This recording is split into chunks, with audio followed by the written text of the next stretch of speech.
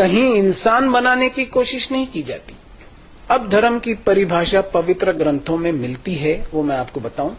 ارایت الذی یکذب بالدین، کیا اس آدمی پر غور کیا ہے جو اصل دھرم کو ریجیکٹ کرتا ہے؟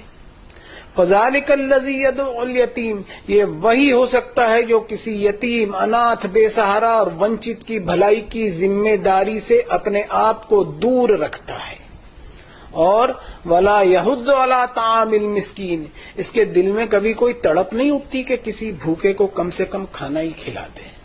اس کے خود کے ڈائننگ ٹیبل پر ایک سے بڑھ کر ایک چیزیں ہوتی ہیں، لیکن اسے کبھی کسی بھوکے کی بھوک کا احساس نہیں ہوتا.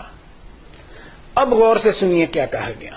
فَوَيْلٌ لِّلْمُصَلِّينَ الَّذِينَ هُمْ عَنْ صَلَاتِهِمْ سَاهُونَ الَّذِينَ هُمْ يُرَاءُونَ وَيَمْنَعُونَ الْمَاعُونَ.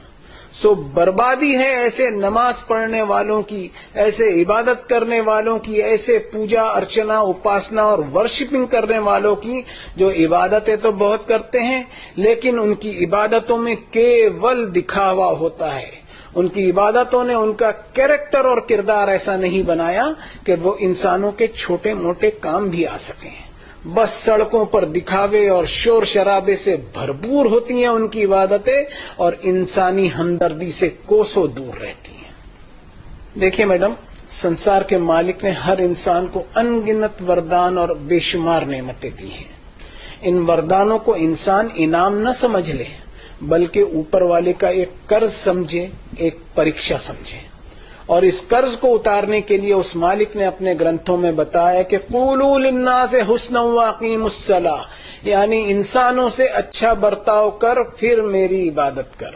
لوگوں کو ان کے ادھیکار دیتا چلا یہ سوچتے ہوئے کہ جو کچھ تیرے پاس ہے اس میں سے تجھے انسانوں کے لیے کنٹریبیوٹ کرنا ہے، اور اس کنٹریبیوشن میں تجھے کبھی کسی پر کوئی احسان نہیں جتلانا ہے بلکہ یہ سمجھتے ہوئے کنٹریبیوٹ کرنا ہے کہ لوگوں کا تجھ پر ادھیکار نکلتا ہے جسے تجھ کو ادا کرنا ہی کرنا ہے، اس لیے کہ جو چیز تو حاصل کیے ہوئے ہے وہ تیری خود کی پراپرٹی نہیں بلکہ اس کا اصل مالک میں ہوں.